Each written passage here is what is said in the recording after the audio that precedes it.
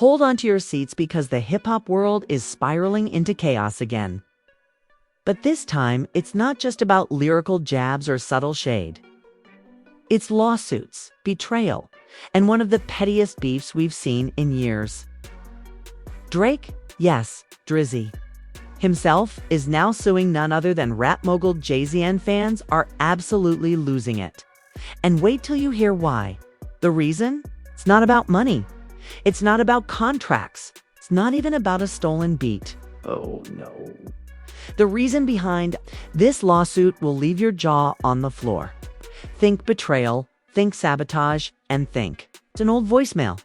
And just when you thought things couldn't get messier, Drake decided to throw gasoline on the fire by taking a very weird shot at his longtime rival Pusha T-Bot in a way so confusing and bizarre, fans are still trying to decode it. Was it shade? Was it a cry for help? Or was it a calculated move in the nastiest chess game hip-hop has seen since Takeover vs. Ether? From passive-aggressive Instagram posts to private audio leaks, the drama is escalating fast, and no one is safe. Grab your popcorn, because what you're about to hear is wild. What started as quiet whispers behind studio walls has now exploded into the biggest storm hip-hop has seen in years. At first, no one could believe it. Drake and Jay-Z, two giants of the industry, on opposite ends of a courtroom. Fans were confused, shocked, and scrambling for answers. After all, their relationship had always seemed complicated, sure, but respectful. So when the first leaks dropped, revealing that Drake had officially filed a lawsuit against Jay-Z for what insiders are calling a strategic act of personal sabotage, the internet went into full meltdown mode. But to truly understand how things got this messy, we have to rewind just a bit, because the seeds of this beef were planted long before any paperwork was filed. It all started, oddly enough, with a birthday party. Sources close to Drake say he hosted a low-key celebration for his son Adonis in Los Angeles earlier this year. Among the usual celebrity guests, there was one name on the invite list that raised eyebrows: Pusha T. Yes, that Pusha T. The same man who practically torched Drake's entire image with the infamous story of Adidas diss years ago. So why was he invited? Apparently, Drake was trying to extend an olive branch. He thought enough time had passed, said one insider. He wanted to squash old beefs for the sake of maturity. But that move did not go unnoticed. Just 3 days after that party, Jay-Z unfollowed Drake on all platforms. Fans caught it instantly. Screenshots flew everywhere. And while neither man addressed it publicly, that silent social media snub was enough to send shockwaves across the industry. Something felt off, said a well-known DJ who has worked with both artists. Jay-Z doesn't move like that unless he's sending a message. And, oh, did he? Fast forward 2 weeks. And Drake was blindsided when a snippet from a private phone call recorded years ago suddenly leaked online. In the audio, Drake can be heard venting frustrations about his early days in the business. He makes veiled comments about older heads trying to block him from deals, and fake mentors who smile in your face but pull strings behind your back. Fans were quick to connect the dots, especially when the leak was mysteriously shared on a Twitter account with ties to ROC Nation. Drake's reaction was swift. He disappeared from social media, canceled a scheduled appearance at a fashion event in Paris, and according to people close to him, began calling his legal team immediately. He felt betrayed, said someone from the OVO camp. He thought Jay-Z had his back, but to him, this was a knife in the back, plain and simple. But the real kicker? That leaked phone call wasn't even the worst of it. In a shocking twist, Drake discovered that a track he had quietly recorded earlier this too. As you were going like Twitty recorded earlier this year, one he had no intention of releasing, was now circulating in underground music circles. The track, described by those who've heard it as personal, vulnerable, and emotionally raw, included references to Drake's struggles with fatherhood, fame, and trust issues. More importantly, it allegedly contained veiled criticisms of both Jay-Z and Pusha T. So how did it get out? Well, this is where things get messy. Sources claim the track was stored on a secure server shared with a small group of collaborators, including a producer recently signed to ROC Nation. Within days of the leak, that producer vanished from social media and stopped responding to calls. Coincidence? Not likely. Feeling cornered, Drake took the only step he believed would force accountability. He filed a lawsuit against Jay-Z and ROC Nation, accusing them of orchestrating a deliberate campaign to damage his reputation and interfere with his creative process. But here's where the emotional stakes really come in. According to a close friend of Drake's, this wasn't just business for him. Drake always looked up to Jay. Like, really looked up to him. He modeled parts of his career after him. So, this feels personal. Like a betrayal by someone he once saw as a mentor.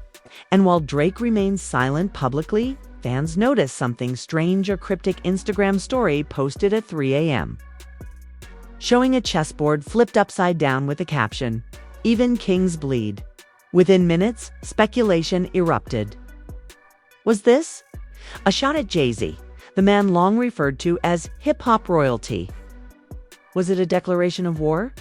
Meanwhile, Jay-Z stayed calm. To calm, some might say, no comments, no posts. Just business as usual. But that silence only fueled more theories. Was he planning a countermove? Did he have dirt on Drake? Was he the real mastermind behind the leak? As the media frenzy grew, industry insiders began to take sides. Some defended Jay-Z, calling the lawsuit a desperate publicity stunt. Others backed Drake, saying he had every right to protect his art and personal life. But then, SUES fans thought the story couldn't get weirder. Drake made his next move. Out of nowhere. He posted a clip on TikTok. But this wasn't any ordinary post. It was a strange, almost surreal video of him in a recording studio, casually drinking tea, while a sped-up version of Pusha T's voice played faintly in the background. The caption, "Nothing hits harder than silence." Fans were baffled. Was it shade? Was he mocking Pusha T? Was he suggesting he had unreleased diss tracks waiting to be unleashed? Within hours, the clip went viral. Push's team issued a brief response, calling the video juvenile and desperate. But Drake didn't back down. In fact, he leaned in. He posted another video, this time in black and white, showing himself writing something in a notebook. It's a single line could be made. Out. They told me silence is golden, but betrayal is platinum. And then came the breaking point. A source close to Drake revealed that he had just uncovered an old voicemail from years ago, a voicemail he had apparently saved, forgotten about, and only rediscovered recently. And guess who it was from? J-C. In the voicemail, Jay-Z can allegedly be heard offering Drake some friendly advice about distancing himself from certain collaborators. But what made fans gasp was a specific line, "Don't trust that guy from Virginia. He's only smiling until he's not." Was he talking about Pusha T? If so, why did that voicemail resurface now? And who leaked it to the media just days after Drake rediscovered it? The voicemail was barely 60 seconds long, but its impact hit like a bomb. Drake, already on edge from the leaked track and social media silence, couldn't believe what he was hearing. There, it was Jay-Z's voice, calm and calculated, warning him about the guy from Virginia. Even more chilling was the timing. Why now? Who would have even known about that message except Drake and maybe one or two people in his inner circle? The very next day, gossip, blogs, and Twitter accounts with ties to the music industry posted transcriptions of the voicemail. Some fans even claimed they had an edited audio clip. No one knew who leaked it, but everyone agreed on one thing. It didn't just slip out. Someone wanted that message out in the world. And Drake was convinced it was Jay-Z himself. He thinks this is a game. Drake reportedly told a close friend, "Like chess. But I'm done playing. He just made the last move." Within 24 hours, Drake amended his lawsuit. adding new claims of intentional emotional distress and manipulation through private communication. Now the court drama had grown teeth-end. The fan base was in full-blown frenzy mode. But Jay-Z's response? Still nothing. Not a post, not a comment, not even a legal reply, and that's silence. It was deafening. Meanwhile, Pusha T finally broke. His silence and did it in the pettiest way possible. In a surprise drop during his set at a Miami club appearance, Pusha T played an unreleased track. In it, he didn't mention Drake by name, but the lyrics were unmistakably aimed in one direction. One line in particular had fans going feral. Some boys cry to lawyers when they can't write bars. The crowd exploded. Phones were out. Hashtags started trending instantly. Hashtag Pusha Hashtag Drake vs. the world. And most ominously, hashtag J silent but deadly dot. Drake saw the clip that night and reportedly stormed out of his own afterparty. He canceled studio time the next morning and went radio silent for over 48 hours. But while Drake was regrouping, things were unraveling. Behind the scenes, his legal team began receiving anonymous messages, mails, screenshots, even footage. Someone was feeding Drake's camp information. And the pieces started to form a bigger picture, according to one anonymous insider. Jay-Z had been meeting privately with several of Drake's former producers and collaborators over the past 6 months. Why? Officially, business talks. But the timing couldn't be ignored. One of those producers was the same person tied to the leaked track from earlier. Coincidence? Drake didn't think so in a secret recording obtained by Drake's team. One of these former collaborators is heard saying, "Hov's building something, not just business. It's playing chess with careers." The voice is muffled, but the implication is crystal clear. Jay-Z was pulling strings and Drake. He was just now catching on. But while this silent war continued to escalate behind closed doors, Drake made a shocking public move that no one saw coming. He dropped a surprise track on SoundCloud, no label. No promo, just a midnight post titled Deja Vu and Marcy Dot, and it wasn't subtle. The entire song was a blistering 5-minute confession disguised as a diss. He rapped about betrayal, power plays, and hidden phone calls. But the most cutting part, the second verse, where he rapped, "Used to dream of Hov giving me a feature. Now I see the puppet strings every time he reach ya, warned me about the man from Va. Now they tag teaming. Guess the kings of loyalty were just good at scheming." Fans lost their minds. Within hours, the track had been downloaded, reposted, and broken down line by line on every hip-hop podcast and YouTube channel imaginable. Some called it Drake's most personal diss since Duppy Freestyle. Others said he'd gone too far, but while the internet debated, something far more serious was happening. Sources close to ROC Nation confirmed that Jay-Z was preparing a countersuit, not just to dismiss Drake's claims, but to go after him for defamation and breach of verbal agreement. That's right. Jay-Z's camp claimed that years ago, the two had agreed verbally not to take public shots at each other, even in music. And with Drake's latest track, they believed he'd violated that pact. And if that wasn't wild enough, rumors started swirling that Jay-Z wasn't working alone. A new name was entering the drama, Beyonce. Now, she hadn't said a word publicly, of course, but fans noticed something strange. Just hours after Drake's diss track dropped, Beyonce posted a picture on Instagram wearing a vintage Pusha T tour shirt. No caption, no hashtags, just vibes. The internet exploded. Was it shade? Was she choosing sides? And if so, what did that mean for everything else?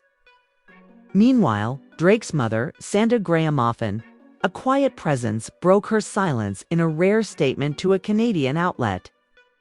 She said, "My son has always tried to be respectful, but when you feel like people you once admired are now trying to destroy you, you have to stand up for yourself."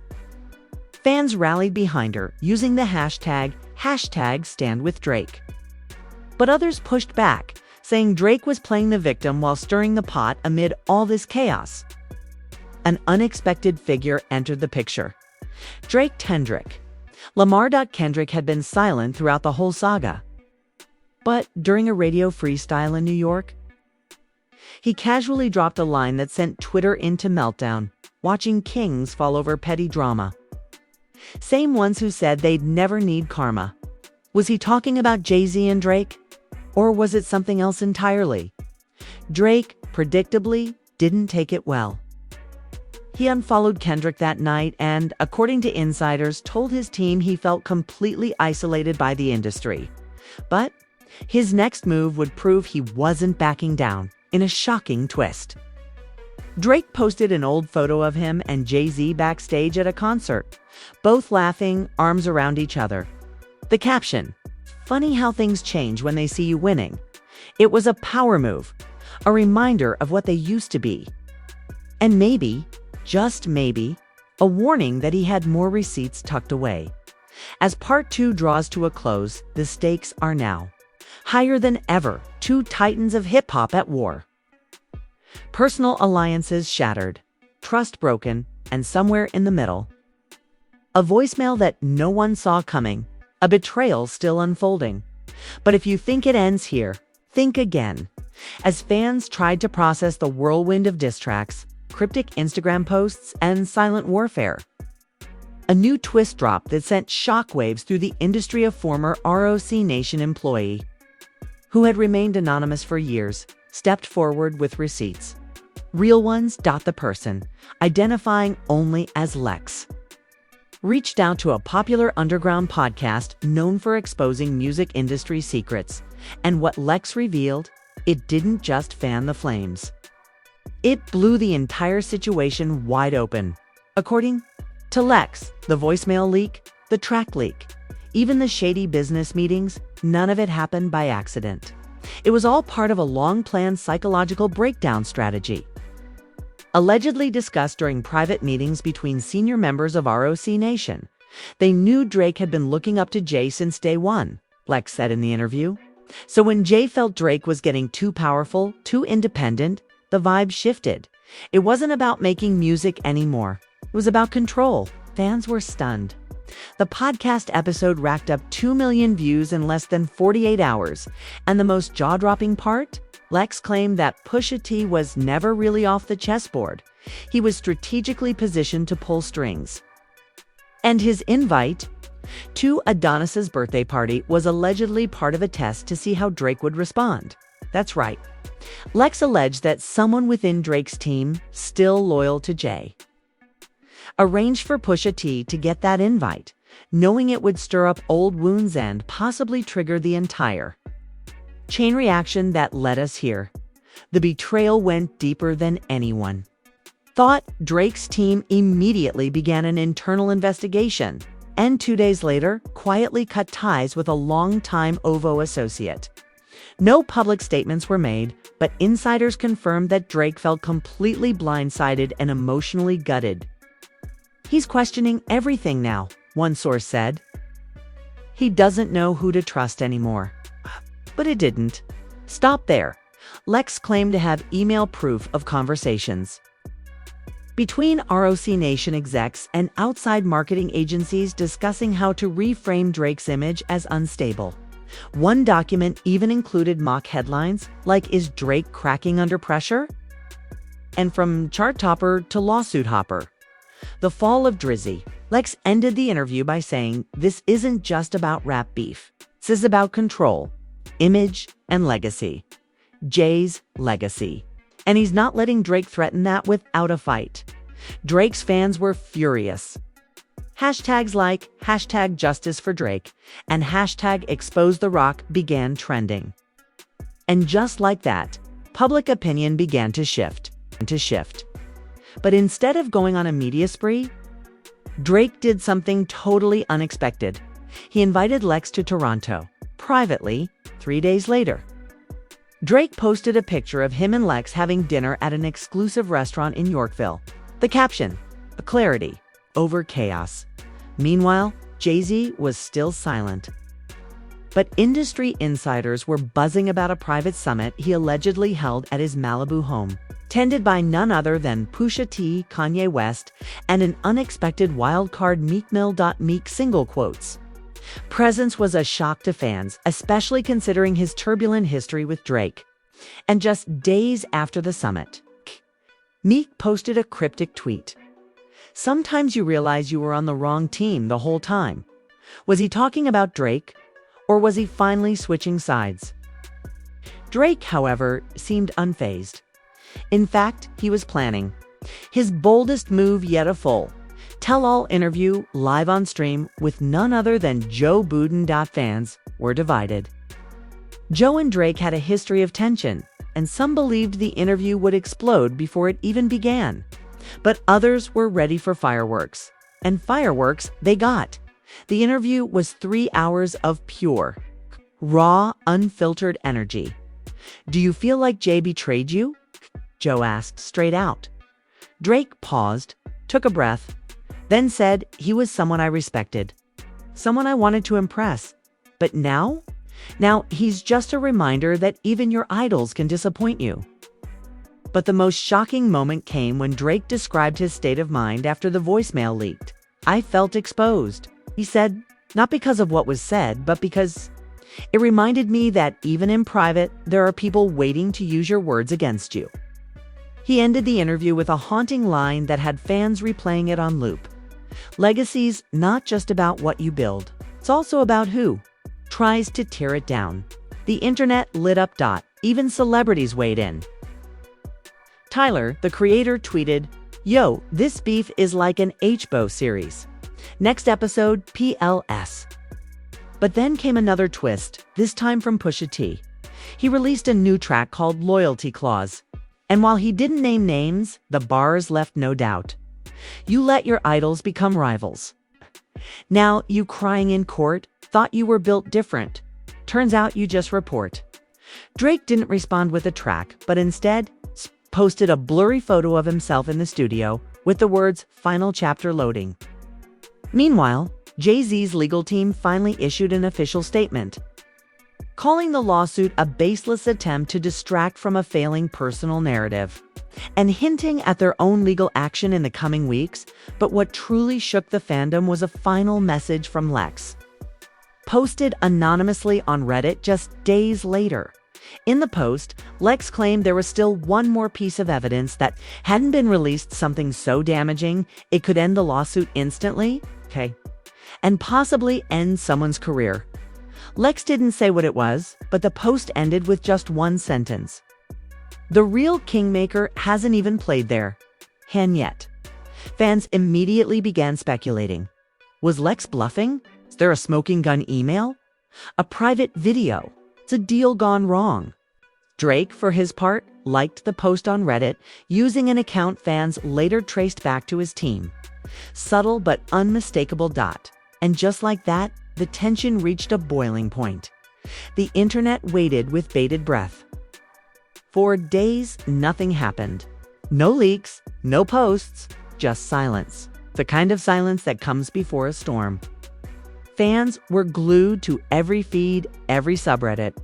Every hint that Lexu had promised a final piece of evidence was about to drop the bomb. And then, on a random Thursday night at 2:13 a.m. Eastern Time, it happened. A Google Drive link appeared in a locked thread on a hip-hop conspiracy forum, verified by moderators. Titled simply, "The Clause." Inside the folder was a single video file. Grainy, time-stamped, and clearly recorded in secret. What it showed stunned the entire industry. The video was of a private meeting Jay-Z, Pusha T, and two other unidentified men sitting in a luxurious room with floor-to-ceiling windows. Based on the view, fans quickly identified the location as Jay's Malibu estate, and the conversation. It was damning. In the video, Jay-Z is heard saying, "We're going to tighten the grip. It starts with making him doubt his own people. All we need is one leak.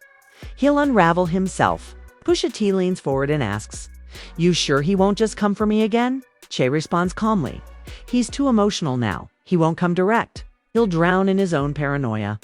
fans were floored. This wasn't just some theoretical strategy meeting. This was proof of a coordinated plan to destabilize Drake emotionally, personally, and professionally. And worse, it confirmed that the voicemail leak, the studio betrayal, and even Pusha T's party appearance were not coincidences. They were part of a scripted takedown. The fallout was instant. Twitter went into nuclear mode. Major blogs reposted the video within minutes. Legal experts weighed in. Memes flooded timelines. Fans of Drake, Jay-Z, and Pusha T were at war in the comments section. And all eyes turned to Drake. How would he respond?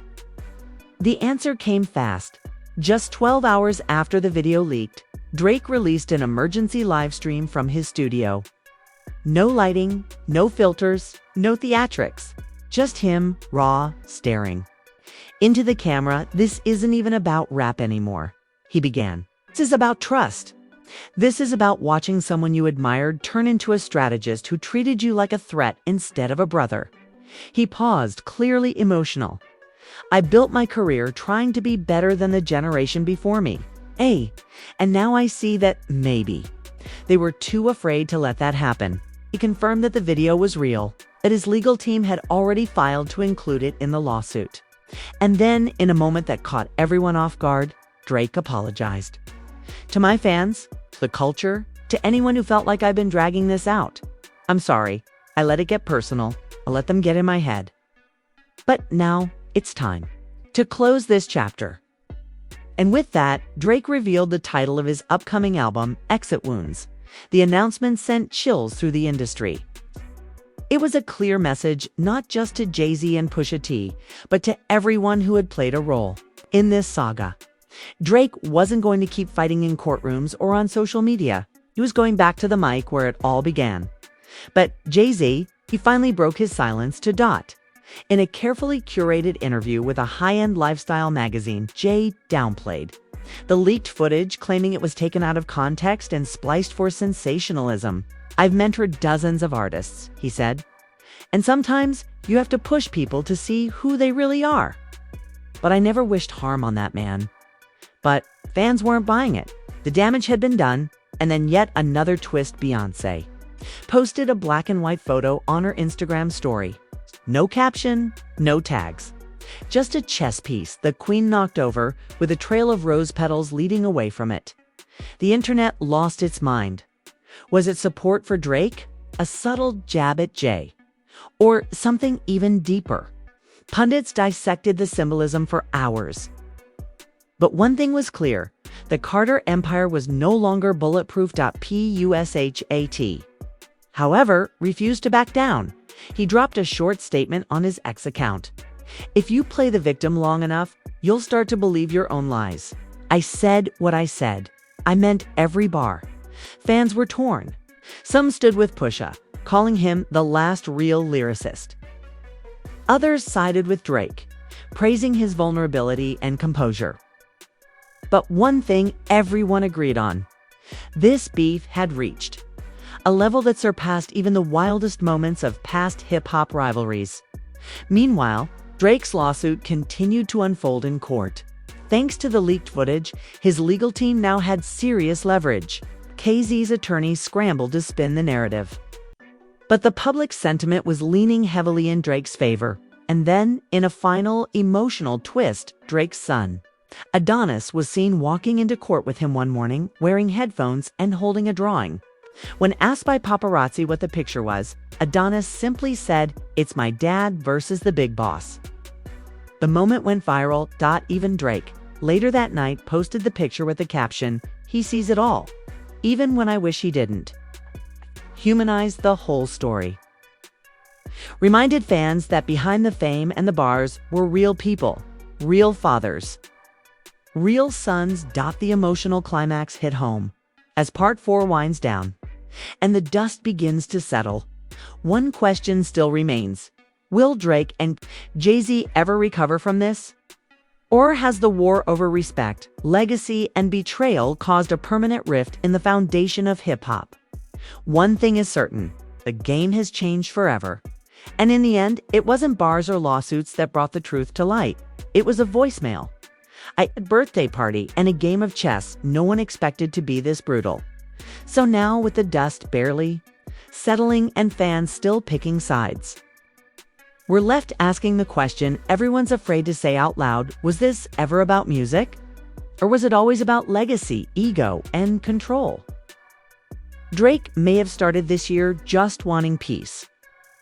But what he got instead was a public betrayal from a man he once idolized. A bizarre return to beef with Pusha T, and a complete unraveling of trust within his own circle. The emotional toll obvious. The damage deep. But if Exit Wounds, his upcoming album, is any sin, he's not walking away from this as a victim, he's turning pain into power. Jay-Z, meanwhile, has remained composed, careful, and calculated, till the leaked footage cracked that mask.